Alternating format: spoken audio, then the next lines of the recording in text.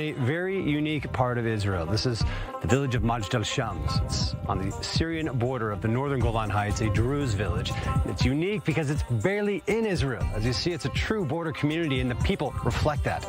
Their identities split between Syria and Israel. It's extremely complicated, and that's why we came here today, is to find out what they think about the situation at large and just to get their story. It's fascinating. We chose to foray into the town of Majdal Shams, known for its pro-Syrian elements, but we found that with the locals, speaking on camera was an unequivocal no thank you. With large families on the other side of the border still, there are those in Majdal Shams that maintain a strong Syrian identity, and even a fierce allegiance to Bashar al-Assad. So here we are in the political heart of the town right now. This statue here memorializing the organized uprising against French colonial rule about 100 years ago in Syria as well. But this being the epicenter of that sort of political heartbeat of the city that we're in. And the major and pro-Syrian sentiments, they're strong in this area here. We've actually had trouble getting people on camera to talk about it. Sensitive subject, obviously, but that's what we're here to explore and see what people think about their identities, their place in the country, either this one or the one across the border. It's estimated some 150,000 Druze live in Israel. The community is known for its forward-leaning participation in national affairs, from parliament to the front lines of the IDF's best. But their perspective on Israel's upcoming elections is what's brought me to the far northern reaches. This string of towns along the ceasefire line from the 1973 Yom Kippur War face the ever-present uncertainty about the future. Thus, many have clung tightly and openly to their Syrian identity, choosing not to become Israeli citizens throughout the years. But things are changing. More young people are formally acquiring Israeli citizenship and the right to vote that comes with it. For perspective, in the last election less than 2 years ago, out of this town with a population of nearly 12,000, there were only 962 eligible voters. We rendezvoused with our main contact in this very close-knit town, a former colleague, who began to give us the full lay of the land in terms of the various large families in the town and their leanings towards Israeli or Syrian identity in this disputed territory. The people who vote do it quietly. They do it out of their personal beliefs. They want to vote and be part of Israeli society. They hope all the people here will become Israeli Zionists. But they are still Druze. They still live here and they still respect the other side. They also have families on the other side of the border that they're afraid for, and they want them to live peacefully, on the Syrian side, I mean. It's not your regular buzzing city. People don't jump at the opportunity to talk to strangers. Druze people are one blood, one body. We don't separate because of our political views. We live together all years, and with everything happening, they are united. So it doesn't surprise you that people don't want to speak in front of the camera? I'm not surprised people don't want to talk. The war against the media affected people's willingness and the way they think.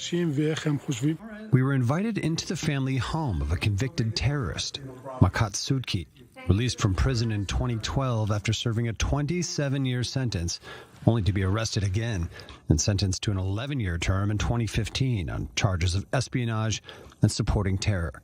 Sudki was released again with a shortened sentence in 2020 as part of a diplomatic goodwill gesture by Israel, following the transfer of the body of an Israeli soldier missing in Syria since the 1980s. But again, despite the hospitality they showed us, no cameras were allowed. But while those who maintained Syrian identity preferred not to be filmed, we were fortunate to meet with one of the leaders of this Druze community's faction that strongly aligns with Israel and calls himself a staunch Zionist, local attorney Fahid Safadi. The Jews and Druze have a lot in common. Simply being a minority inside a minority, there's a common fate. There's a reason why the Druze aligned with the Jewish people. There's a misconception that the Druze are aligned with every country they inhabit, but this is not true. I can easily prove it to you. The Druze rebelled against the French and the Ottoman Empire, and they were stronger.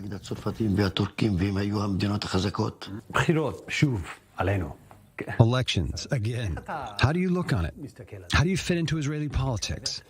Do you go to the ballot box, since I know the percentage of voters is low?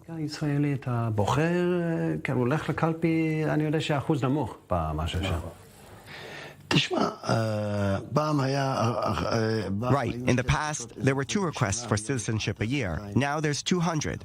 All is changing.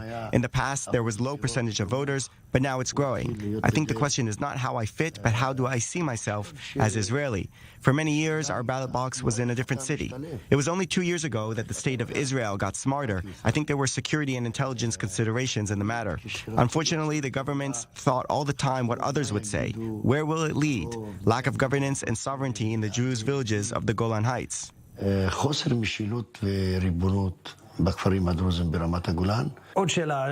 the harder question. Who's the next prime minister? Where is this heading? I don't know if the current government will stay because it is worse than Netanyahu. As a lawyer dealing with human rights, I'm not satisfied with the current government's actions. There were a lot of changes in positions, members of the Knesset that never thought they would get to be members. It all was very expensive, much more than the cost of the other governments of the past 13 years, so they should be the last ones to preach to former Prime Minister Netanyahu.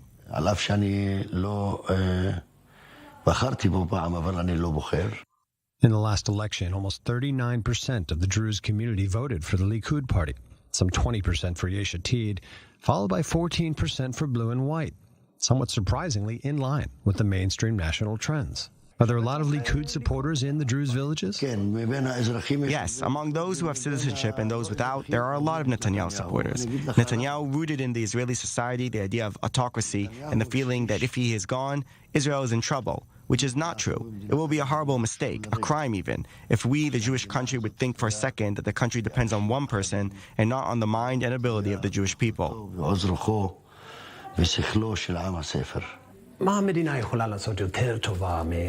Last question. You're a Zionist.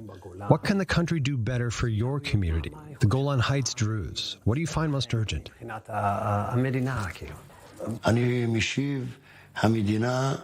The country made all the mistakes possible regarding the Golan Heights Druze, if it's law enforcement or the war against corruption in the local electoral system or the strengthening of the tribal regime. It's easier for them to deal with one person and not the whole tribe. This stops the development of the Golan Heights, but not only. But there is also good. The government invests a lot of money.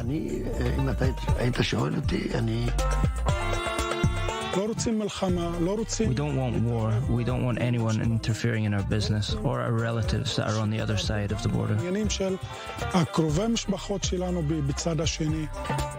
In conclusion, while this may be a small portion of Israel's electorate, it serves to remind us of the sheer diversity and complexity around national identity and politics in this small country.